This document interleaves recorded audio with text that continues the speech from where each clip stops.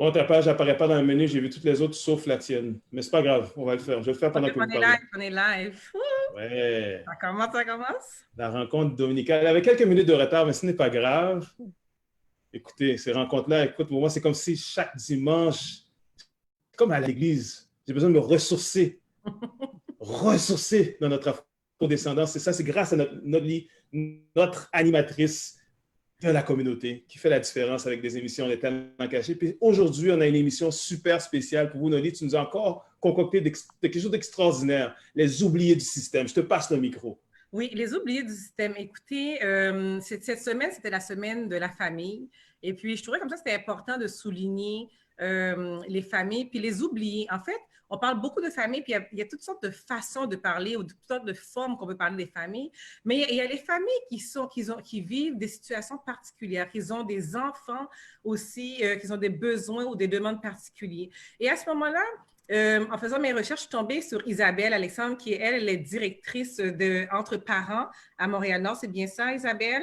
C'est totalement ça. Et Merci, Mélanie. puis, Francine, qui est une maman, mère monoparentale, mais je ne veux pas peser sur le mère monoparentale, mais elle a un témoignage qu'elle va nous partager. Et puis, ce témoignage-là va expliquer exactement ce que vivent des parents qui ont des enfants de façon, qui vivent avec des particulières différentes. Mais avant ça, Isabelle, est-ce que tu peux m'expliquer un peu la mission de Entre parents et amis? Alors, Entre parents, c'est une maison de la famille. Alors, une maison de la famille, c'est quoi? Ça appartient à la collectivité. C'est une collectivité qui dit, c'est des parents qui se sont réunis ensemble, qui disent, on a besoin de soutien. Alors, dans ce soutien-là, on soutient dans différents rôles. C'est sûr que notre expertise est beaucoup à la petite enfance, des 0-5 ans, parce que sur le territoire de Montréal-Nord, on a des organisations jeunesse. Alors, Entre parents, c'est plutôt dirigé vers les 0-5 ans. Mais ça ne veut pas dire qu'on travaille on ne travaille pas avec les 6-12, mais aussi on travaille avec autant des bénévoles. Alors, on a de l'engagement social, on a un volet papa, un volet parents-enfants, des bambineries, on est dans les parcs, on soutient des cuisines collectives, purée pour bébé, massage et tout. Et on a un volet immigration parce que lorsqu'il y a eu la situation des demandeurs d'asile en 2017, Entre parents a levé la main en disant, mais on est une organisation famille, c'est beaucoup des familles qui rentrent sur notre territoire. Pourquoi pas prendre avec la collectivité l'engagement de les soutenir? Alors, en général, c'est qu'est-ce qui est Entre parents? C'est vraiment une maison qui soutient avec différents angles sur le territoire, mais on ne fait pas ça tout seul. On le fait avec les parents, mais on le fait surtout avec les partenaires. Sans les partenaires, ça serait très, très difficile parce que lorsqu'on parle de famille, famille a plusieurs indicateurs. Alors, en allant chercher des partenaires, on arrive à mieux soutenir et à mieux répondre à notre rôle. Merci Isabelle. Écoute, on va passer au témoignage de Francine, mais avant ça, tous les dimanches, je lève mon verre, messieurs, dames, hein, pour cette soirée-là qui va être forte en émotion parce que Francine va nous expliquer son histoire et Isabelle va renchérir avec son expertise. Alors, bonne soirée à tous. Francine, écoute, je prends mon verre, mais en même temps, j'aimerais que quand je t'ai parlé cette semaine, tu m'as touchée. Tu m'as touchée par ton témoignage. J'aimerais que tu expliques aux gens ta réalité. Dis-moi, Francine, quels sont les besoins particuliers de tes enfants et qu'est-ce que tu vis, toi, dans ton quotidien en tant que maman? Donc, tout d'abord, merci de m'avoir conviée à cette émission. Je suis plus que touchée que ma voix puisse être entendue. Donc, oui, je suis maman de deux enfants qui sont nés tout à fait normalement. Donc, que ce soit de la genèse jusqu'à l'accouchement, il n'y avait jamais rien eu qui pouvait prédestiner à ce qu'ils soient des enfants avec des besoins particuliers. Donc, ma première fille, à l'âge de 21 mois, a été diagnostiquée épileptique, puis déficiente intellectuelle à l'âge de 4 ans et par la suite, et à 21 mois, donc paralysie cérébrale qui s'est avérée partielle. Donc, cet enfant, au départ, il était question qu'elle ne puisse pas marcher, ni parler, ni jamais être propre. Elle nous a montré par son sens de la combativité, du fait qu'elle n'est pas, disons, un point fixe dans le temps. Elle nous a montré qu'elle pouvait plus. Donc, elle marche avec un équilibre qui n'est pas comme vous et moi, mais elle marche, elle se déplace, d'où le fait qu'elle soit paralysique cérébrale partielle. Elle commence à parler également, ce n'est pas des phrases structurées comme vous et moi, mais elle arrive à se faire comprendre. Pour moi, elle parle. Donc ça, c'est les problématiques de ma fille. Plus jeune, et elle a toujours ça, elle souffre également de dysphagie. Qu'est-ce que la dysphagie? La dysphagie, c'est lorsque au niveau de l'œsophage, il y a une malformation. Il peut y avoir des infiltrations lorsque tu bois de l'eau, donc ça va dans les poumons. Mais surtout, les gros dysphagiques ont de la difficulté à s'alimenter. Donc, il peut y avoir des gavages. Donc, ma fille n'est pas dans cet élan de gavage puisqu'elle est capable de manger. D'ailleurs, même, on se demandait si elle pourrait manger des morceaux. Oui, elle mange des morceaux. Donc, c'est toutes les problématiques de ma petite fille qui va avoir le 3 juin 12 ans. Donc, maintenant, j'ai un deuxième petit garçon. J'ai un deuxième qui est un petit garçon qui va avoir 6 ans. Et cet enfant, pareil, il est né normalement, tout s'est bien passé. Mais à l'âge de 13 mois, il a commencé à faire des convulsions. Donc, il est épileptique. L'épilepsie l'a entraîné à avoir des conséquences plus lourdes puisqu'il a fait vraiment un stade épileptique qui était assez important qu'on appelle le status epilepticus. Et ce status epilepticus l'a mis plongé dans un coma. Donc, à la suite de ce coma, comme vous le savez, quand on sort de coma, il y a des séquelles. Et pour lui, les séquelles ont été d'ordre motrice, mais également au niveau de la parole, puisqu'il a un retard vraiment sévère de la parole. Même s'il commence à parler lui aussi, on est vraiment content. Finalement, le confinement nous a aidé un peu. La parole se développe bien. Donc, voilà. Il souffre de ce qu'on appelle une quadriparésie spastique. Qu'est-ce que la quadriparésie spastique? C'est des difficultés de coordination. Donc, lui, c'est quadré, donc les 4 membres, aussi bien les bras que les jambes. Alors, c'est un petit garçon qui est dynamique puisqu'il arrive à courir. D'ailleurs, je me rappelle, des fois, on dit il fait une marche rapide, mais pour lui, il court. Okay? Donc, mais il court à sa façon. Et là, maintenant, la bonne chose aussi, c'est qu'il commence à sauter. Donc, j'ai un sauteur dans ma famille, j'ai un petit kangourou. Je suis vraiment contente. Je n'ai jamais même autant aimé entendre les bruits des boum, boum, boum du saut parce que je n'aurais jamais cru qu'il serait capable de sauter. Donc ça, c'est les problématiques de mes 2 enfants. Donc, tu as 2 enfants avec 2 problématiques. Quand même, ça fait quand même longtemps que tu vis avec ça. Quels sont, au niveau personnel et professionnel, les enjeux que tu as vus? Alors, effectivement, j'ai mis 6 ans avant de refaire un autre enfant. Donc, durant les 6 ans où j'avais qu'un seul enfant, il n'était pas facile de pouvoir mener une vie régulière parce que les premières années, beaucoup de rendez-vous, physio, ergo, neurologue, physiatre. J'avais également la personne qui s'occupe de la dysphagie, j'oublie la spécialité, mais elle avait beaucoup de rendez-vous nutritionnistes. Donc, ce n'était pas facile. Mais les premières années, je pense que j'avais cette envie de sortir de la maladie, de tous ces problèmes. Je tenais à travailler. Pour moi, le travail était salvateur. C'était le moyen de m'échapper de mon quotidien. Donc, je suis enseignante, mais malheureusement, disons que j'étais en train de faire ma maîtrise en enseignement pour pouvoir avoir mon poste, être permanente. Malheureusement, je n'ai pas pu à cause justement de cette réalité. Quand vous avez un enfant qui est hospitalisé régulièrement parce qu'elle faisait souvent des infections liées à sa dysphagie, beaucoup de pneumonie, mais également elle avait son épilepsie qui n'était pas bien contrôlée puisqu'elle a une épilepsie qui est généralisée diffuse. Ce sont les épilepsies réfractaires qui sont très, très difficiles à contrôler. Donc, vraiment, ce n'était pas évident. Mais j'ai essayé, tant bien que mal, de pouvoir mener à bien ma maîtrise en enseignement, mais essoufflement, parce que fatigue, parce que qui dit épilepsie dit un enfant qui neurologiquement instable, donc beaucoup de difficultés de sommeil.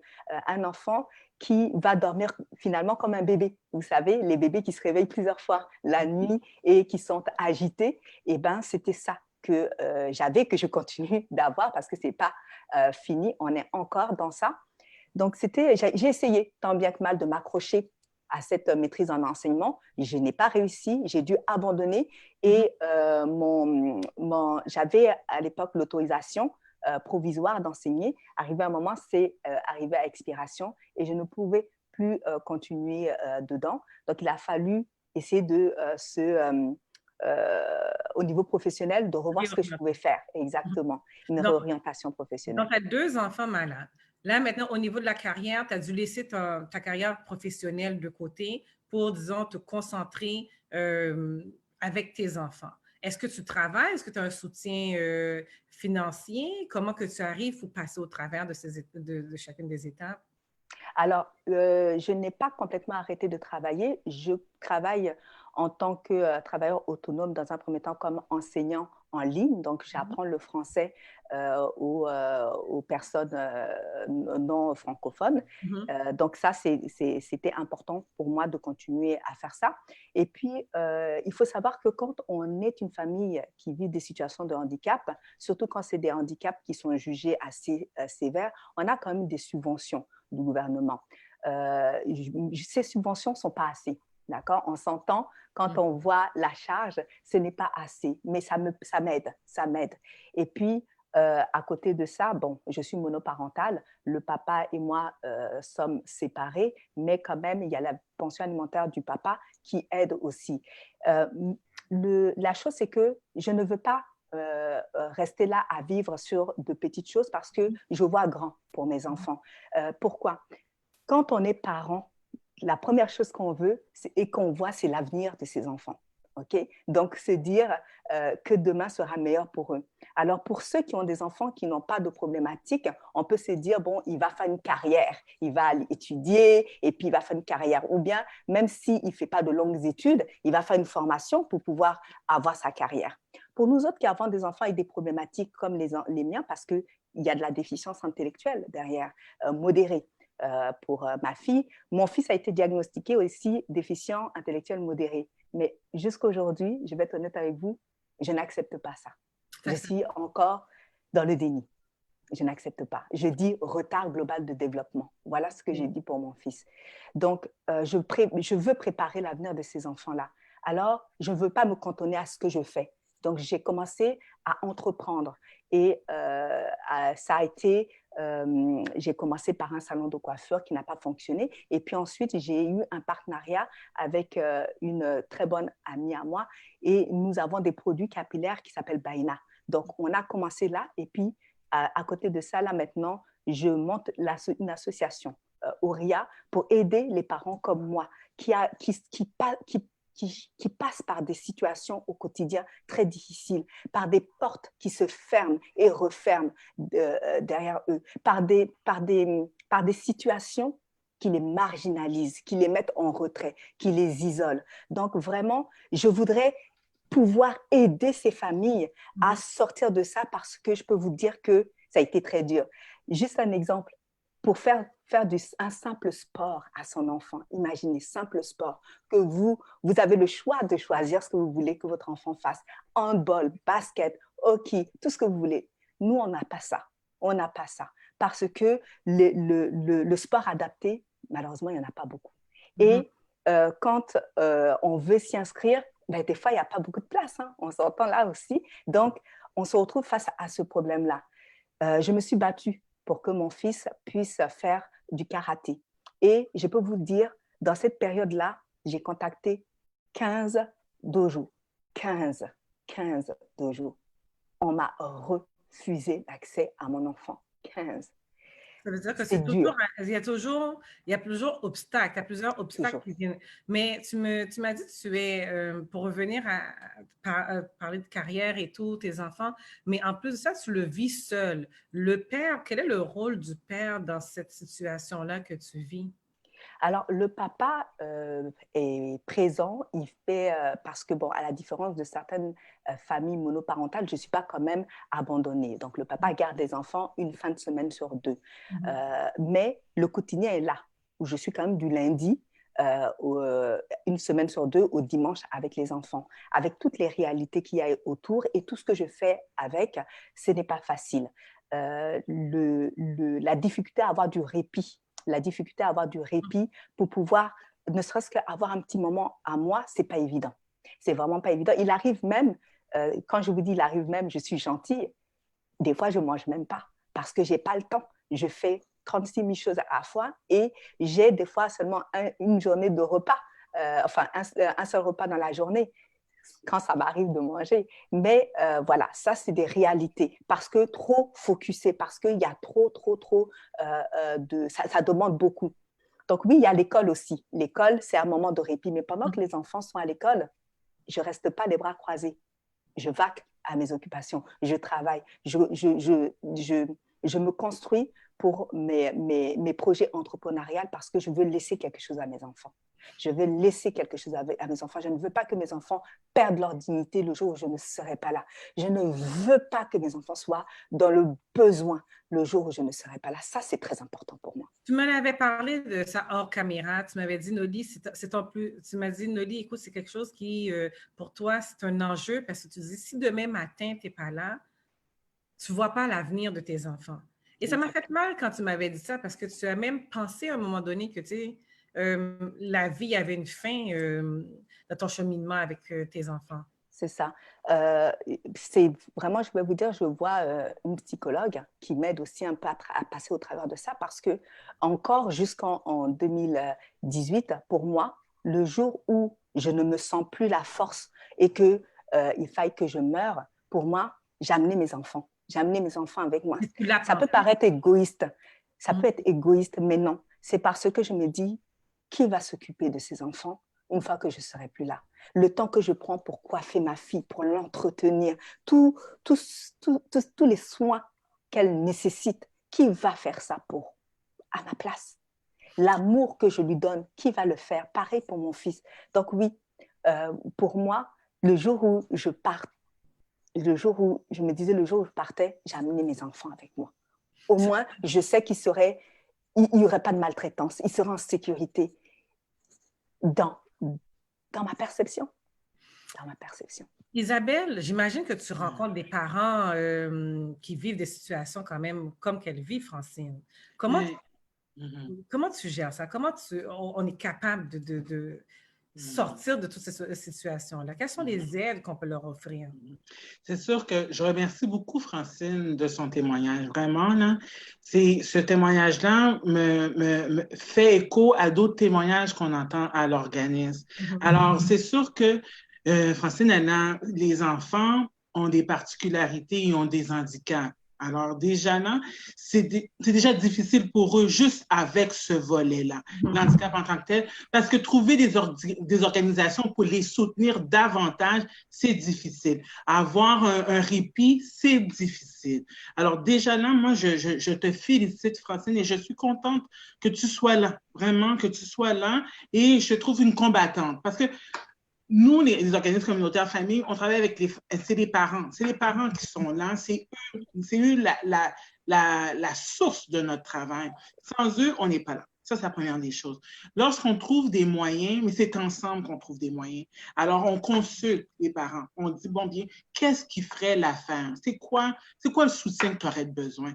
Et moi, mon travail, c'est vraiment d'aller voir, de sensibiliser les communautés, voir les partenaires, puis les ramener, dire, bien, voici qu'est-ce qui se passe, voilà le type de famille qu'on a, voici ce qu'on n'a pas pensé, mais là, on est dans ça en ce moment. Alors, comment qu'on travaille ensemble? Et je vous dirais que je ne connais pas d'autres territoires, mais Montréal-Nord, on est à l'écoute. On est à l'écoute des familles parce qu'on pousse ensemble. On travaille ensemble, on soude, puis on regarde pour voir qu'est-ce qu'on peut faire. C'est pas magique. Hein? Francine vient de dire, les subventions ne tombent pas. Ça ne tombe pas. Les organismes communautaires familles, bon, bien, on est un des ministères où les organisations sont le moins payées, sont moins financées. Là, cette semaine, on a eu quand même une rencontre avec le ministre Mathieu Lacombe, le ministre de la Famille. Et quand même, on avait un financement qui n'était pas récurrent, mais qui nous soutenait, qui soutenait la famille, qui soutenait les organisations depuis 3 ans. Et depuis la situation du COVID, bon, bien, cette subvention-là est comme mise de côté pour accentuer sur la crise sanitaire. On la comprend très bien, la crise sanitaire, on est tous dedans, puis on travaille ensemble. Mais suite à la crise, les organismes vont avoir un souci pour soutenir des familles comme Francine. Parce que lorsque Francine en amène l'aspect des 2 enfants, mais ce n'est pas dans un groupe avec plusieurs enfants qu'on va pouvoir les accueillir. C'est sensiblement du 1 à 1. Alors, du 1 à 1, c'est de l'argent. Et les organismes en tant que tels n'ont pas cet argent-là. Alors, encore une fois, c'est pour ça, c'est ensemble qu'il faut pousser, c'est ensemble qu'il faut aller voir des partenaires et dire, bon, bien, voici la particularité. Comment on conçoit la famille auparavant, puis comment qu'elle est aujourd'hui, c'est totalement différent, totalement différent. Et Noni, encore une fois, je remercie la plateforme que tu offres en ce moment pour les familles parce que c'est un sujet qui est tellement tabou, on en parle peu. On en parle peu parce qu'on dit que c'est transversal. Okay. Et quand je dis tabou, c'est comme si tes parents, puis c'est peut-être pas politiquement correct, là, mais tes parents, tu aurais pu t'en occuper. Tu peux t'en occuper. Mais c'est pas vrai. On est des humains. On a nos propres charges qu'on porte nous-mêmes et on a des enfants dans lesquels on n'a pas de, il n'y a pas de méthode. Même si tu as un enfant, un deuxième enfant, c'est pas le même mode d'emploi, là, tu sais. Alors, c'est ensemble qu'on dit, bon, bien, OK, cet enfant-là, comment qu'on peut soutenir? Cette famille-là, comment qu'on peut soutenir? Francine, c'est quoi les particularités? Où est-ce qu'on peut aller avec toi? Et c'est comme ça que tous l'équipe entre parents, on travaille avec Anne-Soleil, tu avais une question qui était rentrée? Non, écoutez, j'écoute Isabelle, c'est vraiment très inspirant. On sent la collaboration, on sent qu'elle est là pour supporter les familles dans le besoin. Écoute, entreprendre à Montréal-Nord, vraiment, je vais vous suivre parce que j'en apprends beaucoup aujourd'hui, puis tes paroles sont puissantes. Bravo Isabelle pour tout ce que tu fais auprès des familles. Francine, je veux juste peut-être souligner quelques commentaires sur le web présentement. Je vois Judy L. Scott qui te dit « Courage, ma sœur, continue à survivre ». Par la suite, j'ai aussi notre amie Anna Ami qui nous mentionne une femme forte, courageuse, un exemple pour toutes les mères. Tout mon soutien, ma sœur. Je pourrais en lister plusieurs, mais j'ai une question pour toi, Francine.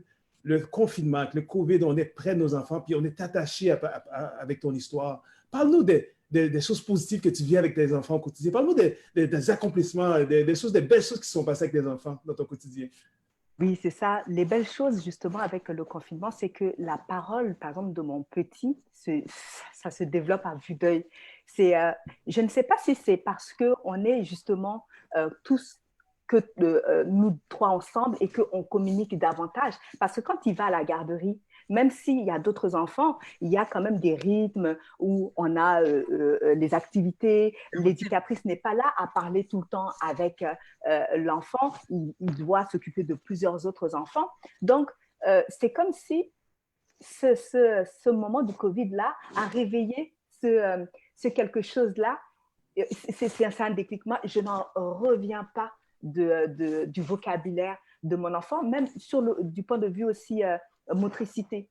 Beaucoup plus de choses qu'il fait. Et je peux vous dire qu'à l'heure actuelle, là, je deviens folle. Je me dis, mon Dieu, je tourne la tête à droite, il est à gauche. Je suis à gauche, il est à droite. Donc, mais c'est plaisant. Parce que là, je vois qu'il y a une évolution. Il y a une évolution parce que malheureusement, dans le cas d'enfants avec des besoins particuliers, surtout quand c'est des problèmes moteurs, on trouve que c'est lent.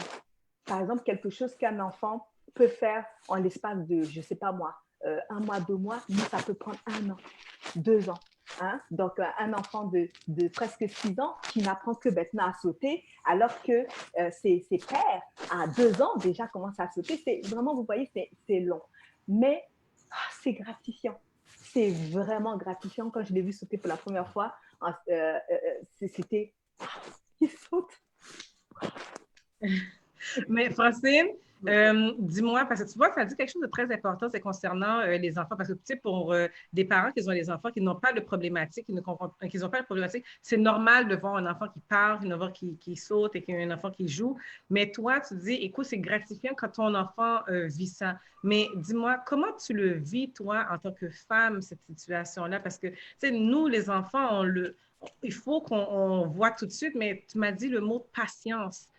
Ce mot-là, comment on peut le définir en tant que mère, femme et dans ton quotidien?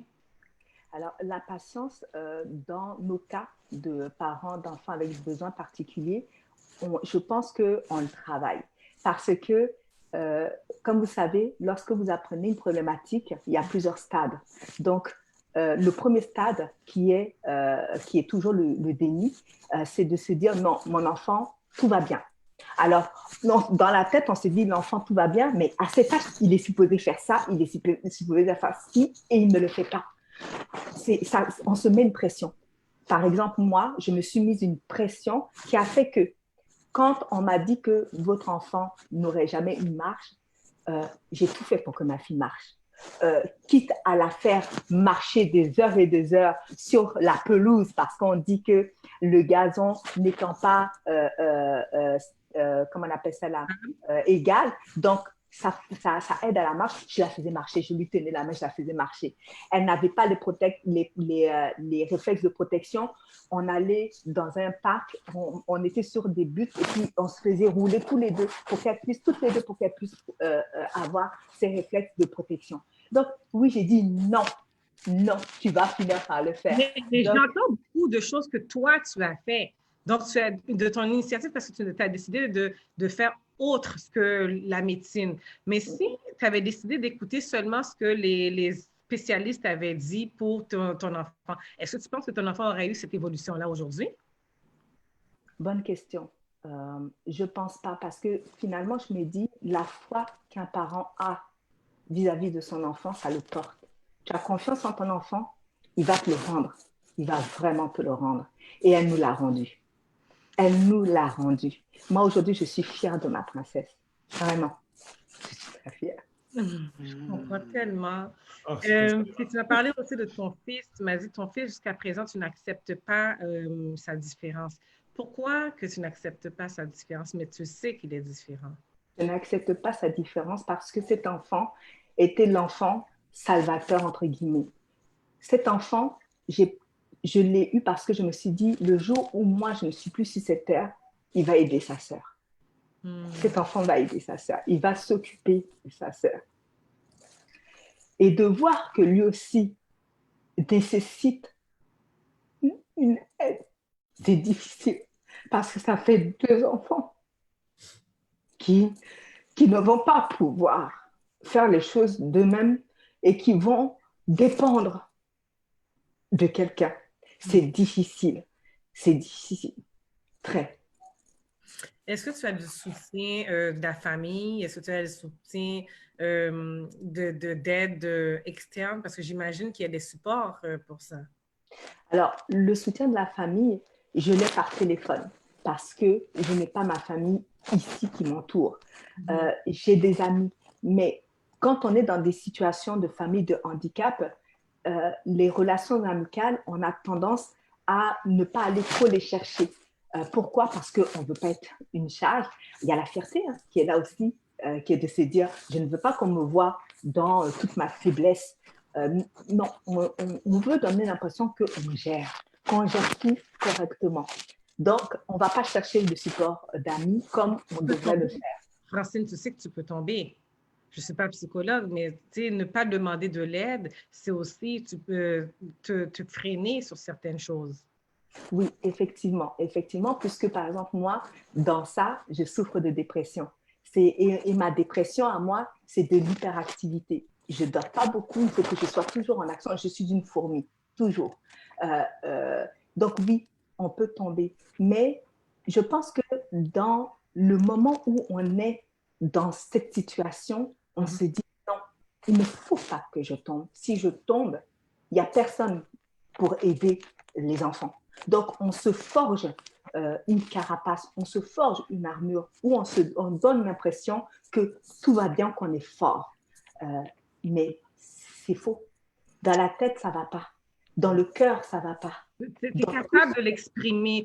C'est très, très fort ce que tu dis, Francine. Isabelle, chez nous, on a beaucoup de difficultés à s'exprimer dans la diversité, parler de dépression, parler d'enfants différents, accepter que nos enfants soient différents aussi. Quand tu confrontes ces familles-là, comment tu les amènes à démystifier toute cette problématique et parler de ça aussi? Mais la situation de Francine, c'est sûr que c'est pas la première situation qu'on entend. C'est dans le sens qu'on prend des pas à pas. Vraiment, il faut apprendre à apprivoiser. Puis souvent, c'est apprivoiser le parent parce que c'est chez le parent. C'est chez le parent qu'il faut faire un deuil. On fait un deuil avec le parent. Dire, bon, bien, peu importe le parent, c'est l'amour qui l'anime. Et lorsqu'on arrive à dire, bon, bien, moi, mon enfant, j'aimerais qu'il arrive, j'aimerais que. Et là, on voit il y a un obstacle, mais là, c'est là de faire le deuil, c'est la première étape.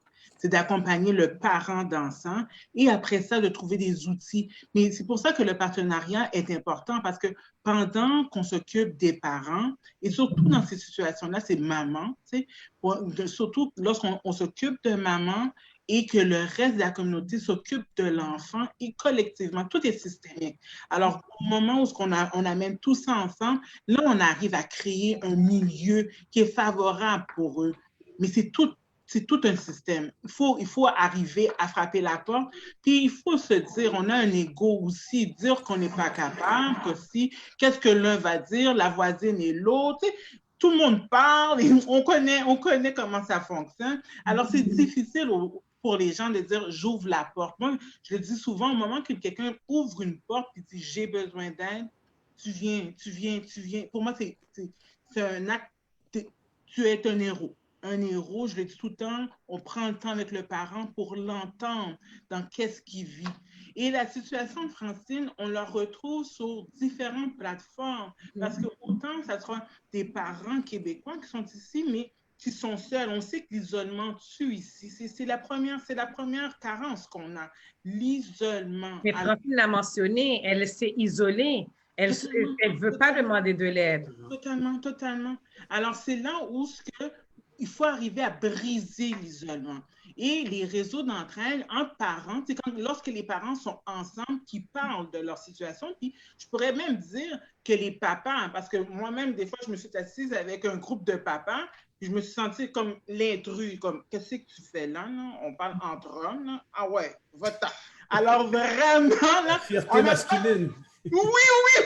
Alors, bon, parfait, j'ai pas ma place ici. Les hommes, les papas ont besoin de parler de leur particularité, de leur vécu, de comment ils se sentent dans ça. Alors, c'est pour ça que je dis, la famille c'est très élargi. C'est plusieurs facettes, mais pour soutenir les parents, c'est tous ensemble. C'est tous ensemble. Tout seul, on n'y arrivera pas. Et la situation de Francine est un exemple parmi plusieurs autres exemples. Et trouver du soutien, ce n'est pas nécessairement la chose la plus, mais je leur dis encore, la plus facile. Alors, c'est pour ça que les organismes sont importants. Parce que qu'est-ce qu'on retrouve dans le parapublic? OK? Qu'est-ce qu'on retrouve dans le parapublic et qu'est-ce qu'on retrouve dans les organisations communautaires? C'est deux approches différentes. Francine, tu voulais dire quelque chose? Oui, parce que là, elle parle de soutien. Il faut savoir, ça c'est quelque chose aussi qui est frappant. Quand on t'apprend que tu as un enfant qui a des problématiques, je trouve ce qui manque, c'est qu'il y ait un soutien immédiat pour essayer d'accompagner ce parent dans ce processus qui va l'amener au deuil, parce que c'est 3 étapes. Mais il n'y a pas ce soutien. Des fois, lorsque tu fais appel au service d'un psychologue, qui soit financé par le gouvernement, il y a une liste d'attente. Mais pendant tout ce temps-là, il peut arriver des choses graves. Certaines personnes, dans le désespoir, peuvent se mettre fin à leur vie et à la vie de leurs enfants. Ça, c'est dans l'extrême, mais ça arrive. Il y a des couples qui se défont. Il y a des couples qui se défendent. Pourquoi? Pas parce que l'amour est parti, mais parce qu'il y a une souffrance qui est séparée. Les deux ne souffrent pas ensemble. Chacun souffre de son côté. Vous voyez? Parce qu'on désapprend à communiquer. Tant la douleur est là. Tant la douleur est là, blessante. Et ça, c'est quelque chose qui manque, sincèrement. C'est vraiment quelque chose qui manque. Et il est dommage de constater que déjà, on doit affronter une situation qui n'est pas classique, mais quand, en plus, tu es en couple et que ton couple se défait, tu dois affronter une deuxième situation. Donc, faire aussi, quelque part, le deuil d'une relation que tu as eue. Donc, ça arrive aussi. Il y a des couples, par exemple, l'annonce de la problématique effraie tellement que l'autre parent fuit. Pas parce qu'il n'aime pas son enfant, mais la difficulté, la représentation de ce que sera cette difficulté de s'occuper de cet enfant est difficile. Ils s'en vont. Mais s'il y avait l'accompagnement à l'annonce, peut-être qu'on diminuerait. Isabelle, est-ce qu'on a ce genre d'accompagnement-là dans les centres communautaires? Est-ce que c'est possible de trouver ça? Parce qu'elle fait un cri d'alerte. Tu sais, c'est quand même un cri très important qu'elle est en train de faire, de dire, écoutez, quand on apprend qu'on a un enfant qui est différent ou qui a une problématique, ça crée aussi un problème au sein du couple parce qu'il y en a beaucoup de couples qui se défont. Là, elle dit, bien, on a besoin de support psychologique. Est-ce que vous avez dans votre organisme des services comme ça? Parce que je reviens chez nous aussi, on n'en parle pas. C'est tabou et tu l'as dit. Est-ce que c'est ce genre de support-là, on peut le trouver chez vous? Mais je dirais que c'est sûr qu'entre parents, on n'est pas un organisme dédié à ça. C'est une maison de la famille. Par contre, dans les groupes de rencontres, certes, elle va avoir sa place. Certes, parce qu'elle n'est pas la seule. Alors, oui, elle va trouver une intervenante ou un intervenant pour l'accueillir et passer ce processus-là avec elle. Mais ça, je parle d'entre parents, mais il y a la pédiatrice sociale aussi, qui est dans lequel il y a des accompagnements, il y a une travailleuse sociale, il y a des psychomotriciens, il y a autres. Il faut connaître les ressources qu'on a dans la communauté pour pouvoir aller frapper à la porte. Et des fois, ce n'est pas peut-être cette porte-là, mais par référencement, parce que je connais quelqu'un, je vais t'envoyer là-bas. Et là, ça va être beaucoup plus facile. Et si le parent ne se sent pas, dit, ben, je suis gênée, j'ai honte et tout, on va l'accompagner. On va faire un bout de chemin avec toi. On va t'accompagner. Et s'il faut rester avec toi 2 séances, on va le faire avec toi. Et après ça, c'est l'empowerment. On laisse le parent avec les gens, avec un autre service, et nous, on reste là pas loin si toutefois il y a autre besoin. Mais oui, il faut connaître les réseaux. Le réseau n'est pas riche, là, mais qu'est-ce qu'on a? On l'occupe bien. On l'occupe bien. Black, tu voulais dire quelque chose? Oui. Je l'ai mentionné pour enchérir sur ce que Isabelle mentionne, parce qu'on peut avoir la meilleure vision, la mission, la meilleure des volontés, mais si le système provincial ou fédéral ne supporte pas les idées, comment tu vis ton quotidien, Isabelle, le support parallèle des gouvernements? Est-ce que c'est facile, c'est difficile? Comment tu vis ça? C'est difficile. C'est difficile parce que, je dirais, les organismes communautaires, pour les gens, c'est ceux qui ne sont pas au courant, mais nous, on fonctionne par subvention. Alors, les subventions, vraiment, c'est soit triennal sur 3 ans, ou sinon, c'est chaque année, ou sinon, c'est chaque 2 ans. Alors, tu dois faire des statistiques. Alors, tes statistiques sont importantes. Alors, c'est pour ça que tantôt, quand je disais 1 à 1, c'est difficile parce qu'il faut que tu démontres à ton bailleur de fonds que du 1 à 1, c'est de l'investissement bien mis. Alors, sinon, il peut dire, mais non, mais ta ressource aurait pu travailler avec 8 personnes. Alors, pourquoi tu l'as mis 1 à 1? Alors, c'est là où le travail est à faire auprès des différents paliers gouvernementaux pour dire, voici la situation, voici où sont nos familles. Puis ça, c'est une famille, on peut dire une famille, oui, où les enfants ont un handicap, mais on a des enfants qui ont quand même des troubles de comportement et tout. Et les parents sont épuisés, sont tabous. Alors là, comment nous les soutenir? Nous, on a un service de répit. Lorsqu'on les a avec nous, on pense aux parents, on dit, ben là, ils sont avec nous une journée, c'est rock'n'roll. Imagine à la maison. Alors, c'est là où c'est important que travailler, puis moi, c'est travailler avec les bailleurs de fonds, soit que ce soit au fédéral, au provincial, au municipal, c'est vraiment travailler avec eux, les faire valoir. C'est leur rôle. C'est le rôle de de la direction, mais aussi du conseil d'administration, de l'équipe, de dire voici où sont les parents et entendre la voix. Les assemblées générales, les assemblées extraordinaires, c'est à ça que ça sert. C'est les parents, ils amènent leur voix puis ils disent, mais là, il faut aller frapper à telle porte, il faut aller voir tel député pour lui dire, bien, voici qu'est-ce qui se passe et voilà. Mais on a cette opportunité-là, mais est-ce qu'on est vraiment bien entendu? Est-ce que c'est vraiment là les priorités qu'on a? C'était ma question. C'était une de mes questions. Parce que moi, je vais juste prendre l'exemple du COVID en ce moment. Okay? Je prends juste l'exemple du COVID. Comme directrice, on fait qu'est-ce qu'on est capable de faire pour les familles. On fait qu'est-ce qu'on est capable de faire. On a des appréhensions pour l'après-COVID. On a des appréhensions pour l'après-COVID.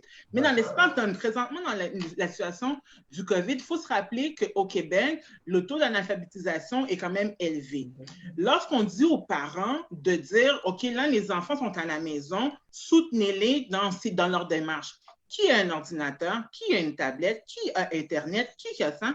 Je parlais avec un parent tantôt qui dit, mais une chance que moi, je sais comment ouvrir un courriel parce qu'il y en a d'autres parents qui ne savent pas comment ouvrir un courriel. Alors, comment on fonctionne? Alors, juste l'école, juste le faire comme ça, dire comme si ça allait de soi, non, ça ne va pas de soi. Il faut les accompagner. Les parents demandent autant d'accompagnement que les jeunes ont besoin d'accompagnement. Alors, effectivement, c'est une situation dans laquelle on parle, et je le comprends très bien, la crise sanitaire par rapport à tout, mais qu'est-ce qui est par rapport aux parents, la détresse? Tu sais, lorsqu'on dit que les signalements se font moins présentement, tu sais, puis pour nous, c'est un indicateur qui, comme, on s'inquiète, comment vont nos enfants dans les demeures, tu sais, parce que ça arrive, nous, on fait des appels à la maison. Comment ça va, maman? Comment ça va, papa? On continue à faire des suivis et tout, mais moi, j'ai mes partenaires du secteur jeunesse qui disent, on a des inquiétudes par rapport à nos jeunes parce que, bon, voilà, ils voient que les parents ont perdu leur emploi. Est-ce qu'ils vont retourner à l'école? Est-ce qu'ils vont aller chercher un emploi pour soutenir maman puis papa? C'est toutes des inquiétudes dans ce sens-là. Alors, dire qu'il y a des sujets, certes, qui est tabou, mais des sujets qu'on n'entend pas non plus. On n'entend pas. On ne vous a pas entendu parler du tout. Le côté familial, le côté le désespoir, l'aide aux parents, l'aide aux parents qui ont de la difficulté, l'aide aux parents qui ont des enfants avec des cas particuliers. C'était complètement absent. Non. Là, présentement, c'est sûr que dans tout ce qui est dans le volet social, on dirait, bon, tout ce qui est par rapport au soutien alimentaire, ça devient une priorité et la violence conjugale devient une autre priorité. Alors, c'est sûr et certain que lorsqu'on est un organisme famille, ces deux attraits-là, on lève la main parce qu'effectivement, on veut que tout le monde mange. On ne veut pas qu'il y ait des femmes ou d'hommes victimes de violence conjugale. Alors ça, déjà là, le confinement vient à nous alerter par rapport à ça. Mais la détresse, l'épuisement, la dépression et la COVID, ça, c'est quelque chose, lorsqu'on parle de santé mentale, on en a plus ou moins entendu parler de la santé mentale. Le fédéral en a parlé légèrement, le provincial en a parlé. Il va falloir s'attendre à ce qu'on va travailler sur ça. On va le travailler parce que c'est trop. On le sait nous-mêmes. Être tout seul à la maison, c'est déjà quelque chose. On veut sortir. Là, c'est une obligation. Tu peux le comprendre que crise sanitaire et tout, mais lorsque tu as des enfants et dans lequel toi-même, ton bedon est vide, tu ne sais pas ce que tu vas manger, tu as les enfants qui demandent mais pourquoi je ne vois pas mon ami, mais pourquoi que je ne vais pas en classe, mais je ne comprends pas ce qu'on m'envoie, puis qu'est-ce qu'on va manger. Mais là, ça, c'est notre souci.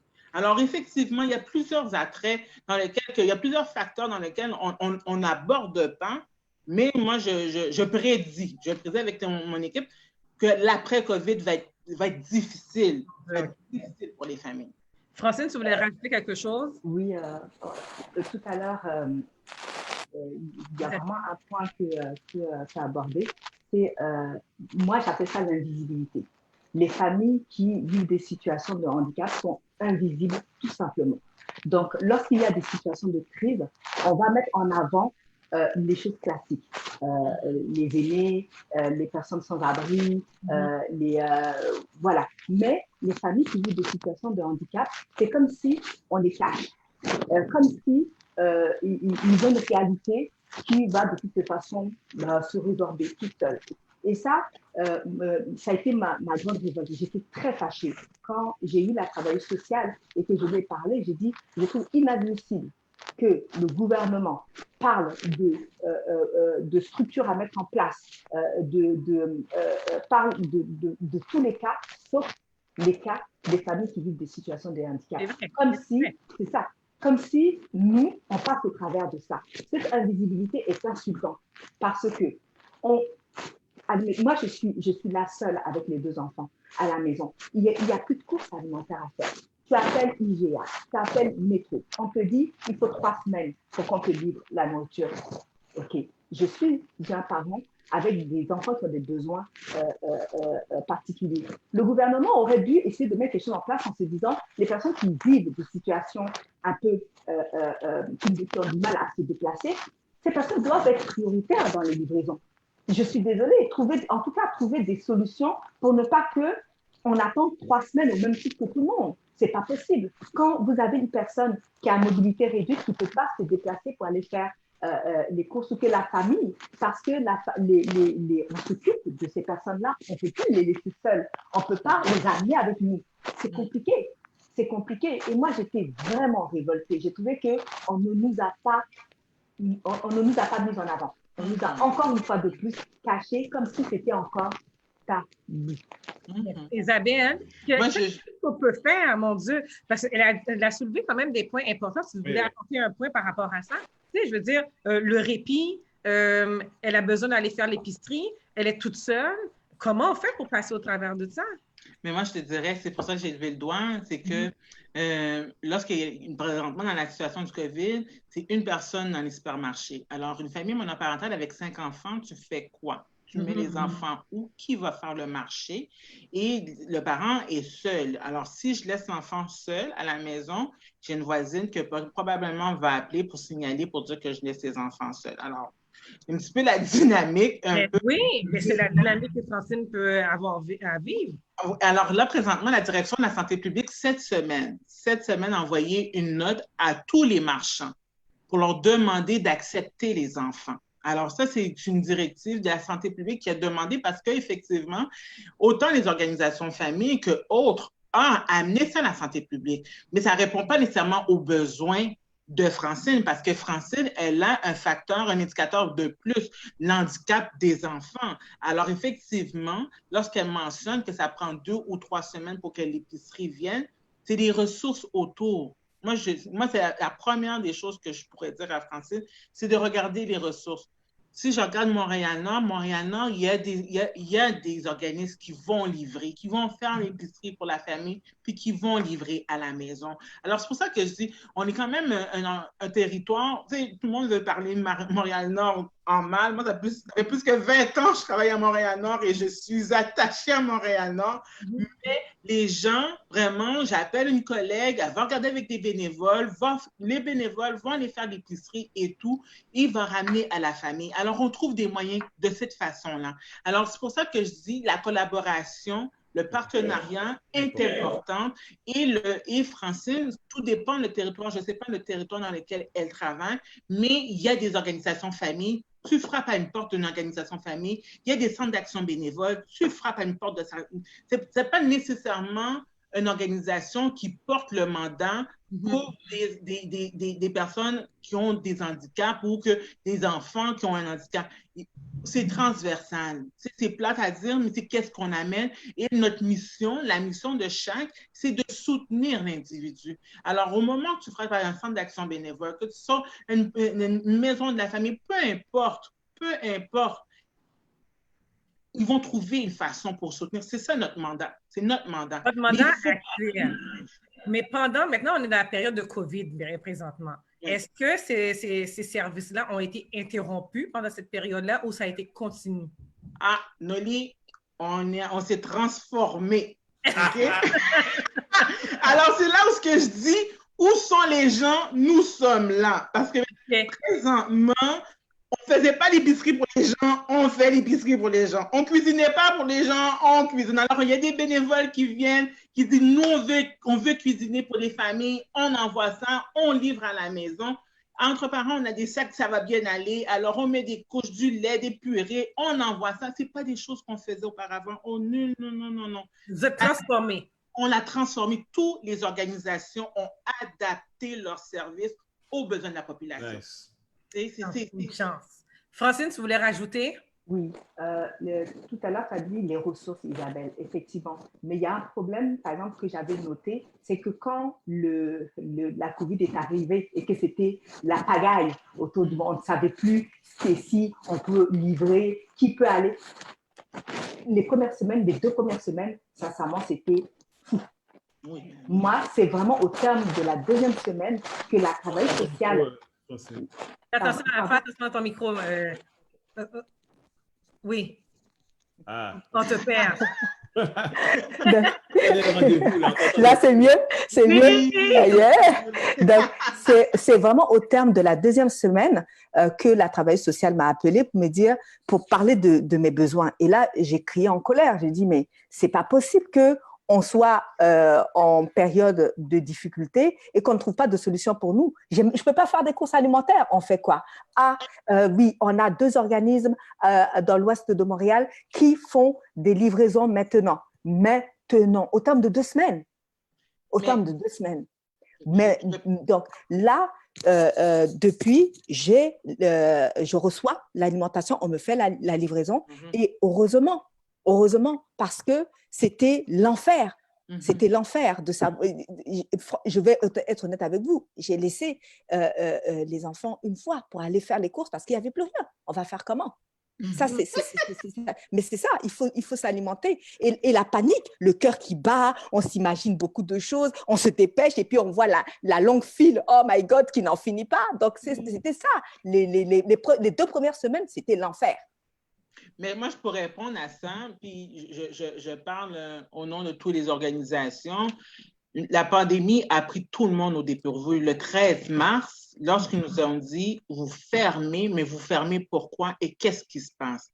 Alors, nous-mêmes, déjà là, ça a été pour nous, restructurer le tout, ça a été difficile. Ça, c'est la première des choses. 2, il faut que tu revoies tous tes bailleurs de fonds. Est-ce que tes bailleurs de fonds vont te suivre? Parce qu'après COVID, qui va financer le reste? Est-ce que ton équipe qui est là présentement, tu maintiens ton équipe? Comme gestionnaire, tu dois savoir quel argent qui rentre, où ce que je fais focus. Et il faut que tu négocies avec tes bailleurs de fonds, dire, mais ça, je ne pourrais pas le faire, mais voici, Francine, elle a besoin d'être sans. Je pense que c'est un service qui pourrait mieux être adapté. Alors, effectivement, tu dis le 2 semaines, mais c'est le temps que ça l'a pris aussi pour la négociation entre gestionnaires et certains bailleurs de fonds. Il y a d'autres, ça a été facile pour eux. C'est comme, OK, mais il y a d'autres organisations dans lesquelles ça a pris du temps. Quand tu dis la travailleuse sociale, c'est un CIUS, j'imagine que c'est un CIUS, la travailleuse sociale. CIUS, c'est gros. Un CIUS, c'est gros, c'est pas comme un organisme communautaire où on est des organismes autonomes. Alors, on appelle notre bailleur de fonds, on regarde pour voir comment. Mais le CIUS doit interpeller sa direction, la direction de la santé publique, le ministère de Santé et Sociaux et tout. Et après ça, on dit oui, OK, voici les directives, voici les priorités. Alors, effectivement, lorsque tu dis c'est le système. Le système a fait en sorte que ça a été plus lourd, plus difficile. Mais bon, la pandémie, elle est nouvelle pour tous. Mais là, je pense que tu avais cette semaine une réunion avec le ministre de la Famille. Qu'est-ce qu'il apporte sur la table pour des solutions pour les familles? Est-ce qu'il en a apporté ou bien c'est juste des suggestions? Mais tu veux que je rie? Tu veux pas que je rie? Je veux rire. Sérieuse! On est juste entre nous 4. Juste entre nous 4, ça s'arrête là. Ça s'arrête là. Oui, il n'y a personne qui va nous entendre. Alors, juste vous dire que c'est sûr que le ministre de la Famille, lorsqu'il est venu applaudir le travail des organismes communautaires familles pendant la pandémie parce qu'on est resté quand même un service prioritaire. Alors, on n'a pas fermé. Aucun organisme communautaire famille a fermé pendant le temps de la pandémie. Alors, il tenait à nous dire merci par rapport à ça. Et il y a quand même un 5 millions qui a été injecté pour soutenir pendant la situation du COVID. Okay? Alors, le 5 millions sert à mettre le désinfectant, revoir comment le désinfectant, est-ce qu'on a besoin de panneaux, masques, gants, pour approprier pour la réouverture, le déconfinement. Alors, il y a 5 millions qui a été divisé, qui donne à peu près 16 000 par organisme communautaire famille. Ah bon? Mais non, 2 000 $ pour la halte garderie. Mais, on avait un 9 millions dans lequel on négociait et ces 9 millions-là étaient passés dans la déchiqueteuse. C'est fini. OK, mais comment on fait pour aider nos familles? Voilà le problème. Voilà. Alors, c'est pour ça que la Fédération des organismes communautaires familles dit, certes, on applaudit, merci du 5 millions parce que ça va nous aider à déconfiner, mais effectivement, comme tu dis, Noli, c'est peu parce que tout est cher. Tout est cher. Alors, pour déconfiner, on y va, mais quand même, il y a un montant dans lequel on négociait et qui vient de perdre. On dit, bon, le Québec de demain, on ne sait pas de quoi on va avoir l'air. C'est qu'est-ce qui va être les priorités du gouvernement? On nous dit que les organismes communautaires familles sont prioritaires, mais par la suite, on va voir est-ce que l'argent va suivre. Est-ce que l'argent va suivre? Pour l'instant, l'argent ne suit pas. C'est pour ça que j'appelle ça la famille. Vous êtes les familles des oubliés parce que le gouvernement, beau que j'ai vu qu'il parle, mais même avec quand tu as décortiqué le montant, je vois finalement vous n'en avez pas beaucoup ou même très peu. Et les familles en ont besoin. Des familles avec des besoins particuliers, des familles qui ont des situations très différentes comme celle de Francine ou autres. Donc, je ne sais pas, je veux dire, est-ce qu'il y a un cri d'alarme? Est-ce que le gouvernement écoute ce que vous êtes en train de dire? Parce que là, je ne suis pas convaincue. Là.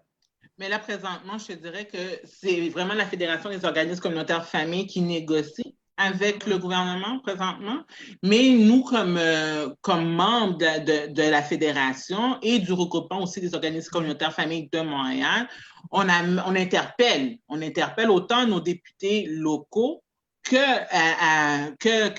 le gouvernement, monsieur Mathieu Lacombe, par rapport à disant, mais c'est important. On apprécie certes les 5 millions, mais les 5 millions, comme tu l'as mentionné, c'est 16 000. 16 000 pour déconfiner, c'est beaucoup.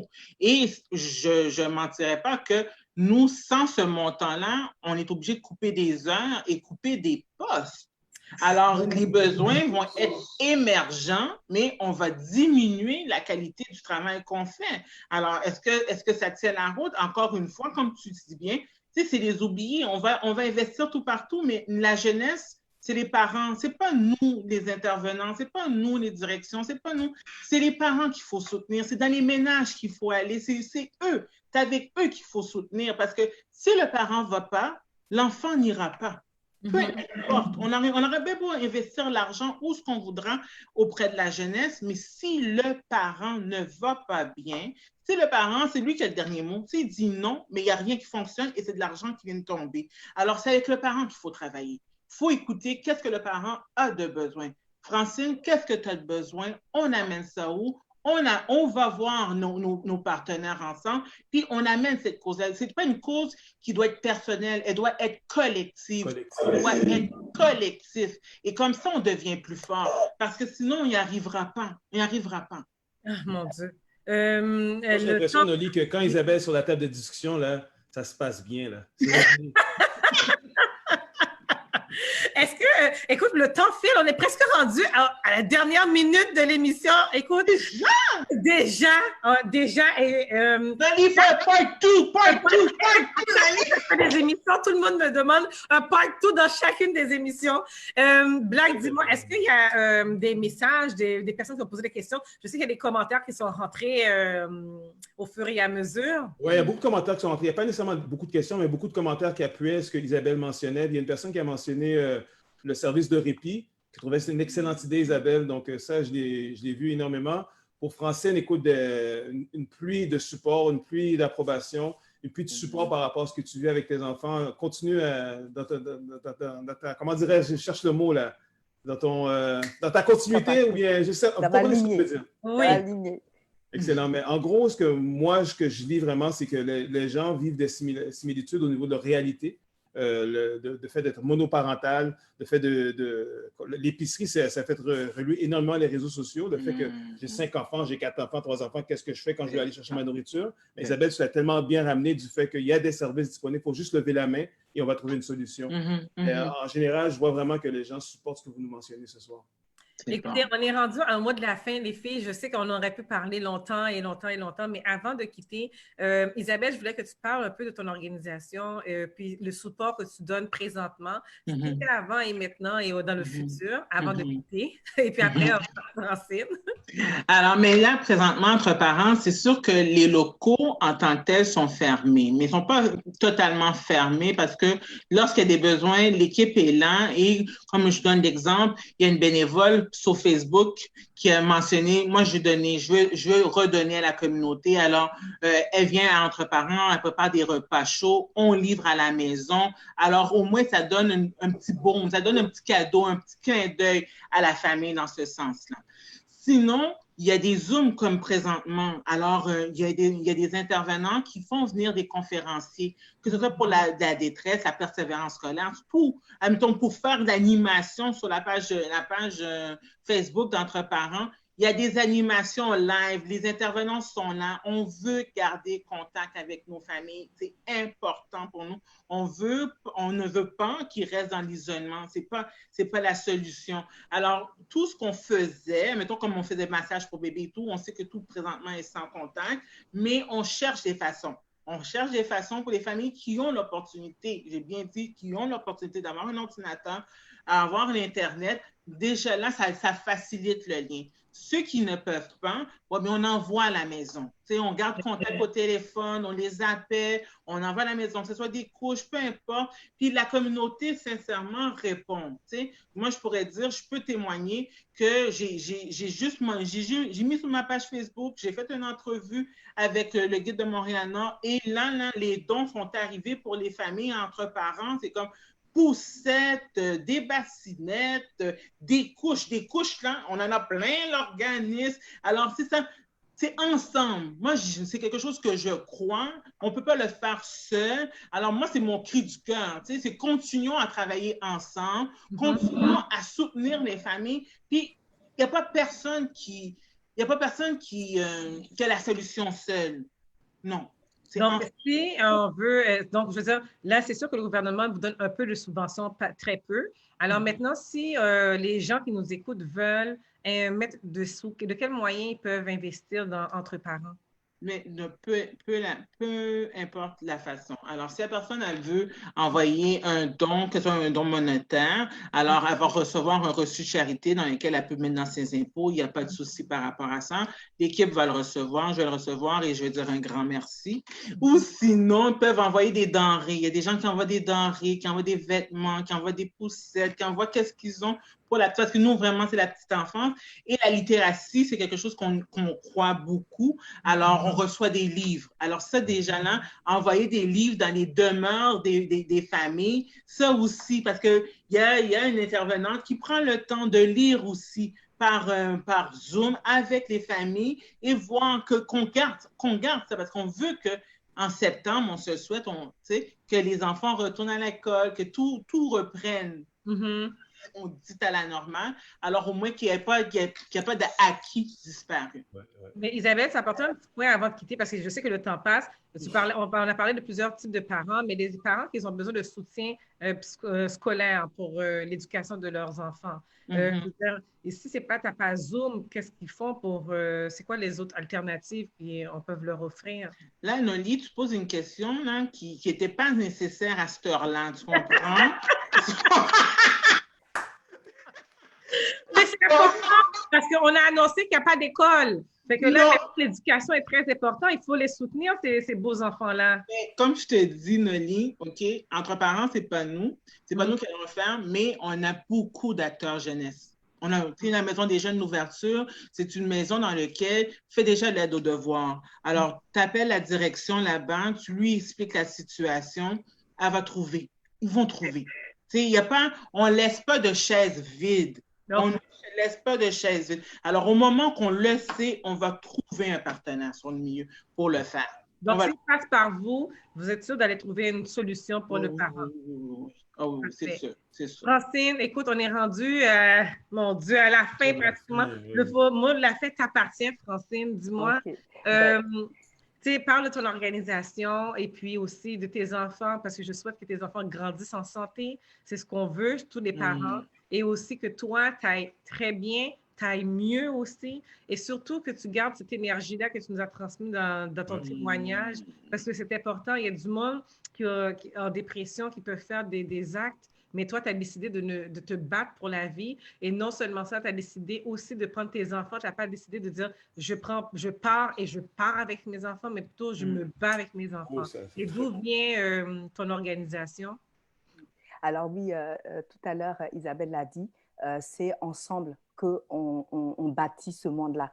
Donc, avec mon expérience, il était important pour moi de faire quelque chose. Et j'ai créé une association avec 3 personnes, avec 2 autres personnes, ma petite sœur, qui a elle-même un enfant avec des besoins particuliers. Il souffre de dépression juvénile. Et puis, j'ai un partenaire qui, lui, est en Côte d'Ivoire, qui nous soutient aussi dans cette démarche.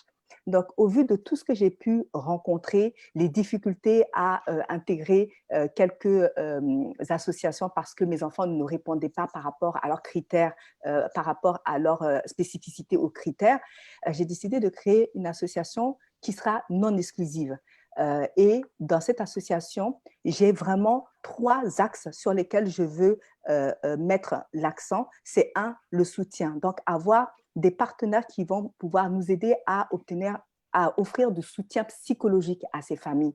Comme je vous ai dit, on a quand même 95% des familles monoparentales qui vivent des situations de handicap et permettent donc du mieux qu'on peut d'éviter que les familles qui sont déjà en couple ne se brisent grâce à cet accompagnement, le temps qu'ils puissent obtenir un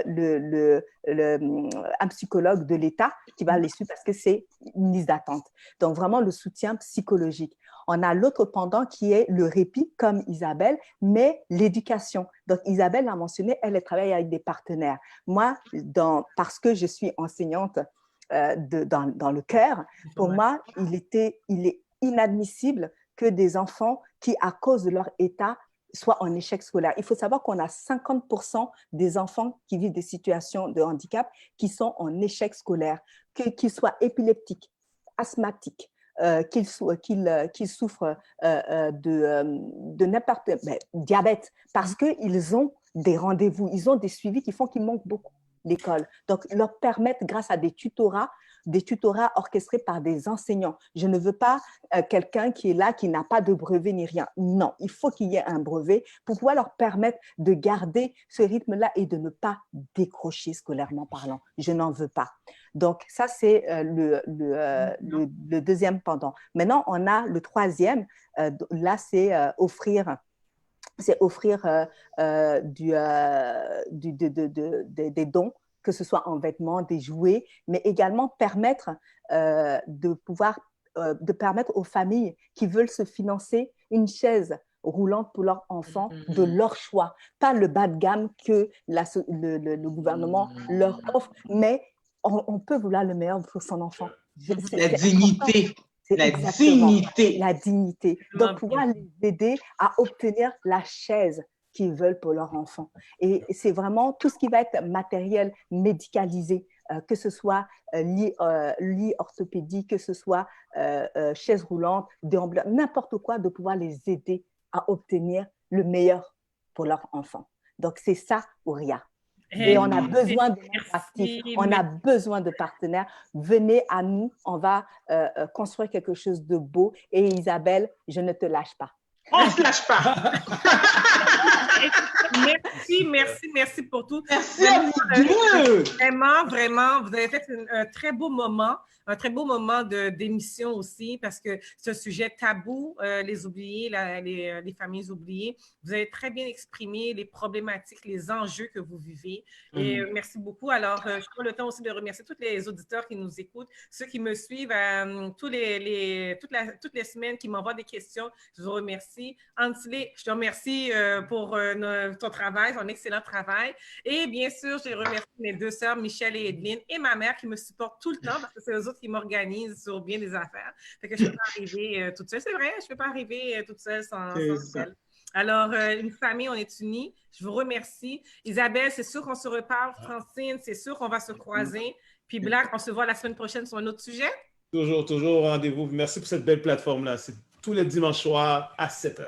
Oui, merci. Bye. Merci à vous. Bye. Au revoir. Au revoir. All right. Ah, il est parti. Attends. Ah, c'était une belle émission. Bravo, Isabelle. Oh, merci. Mais merci à vous.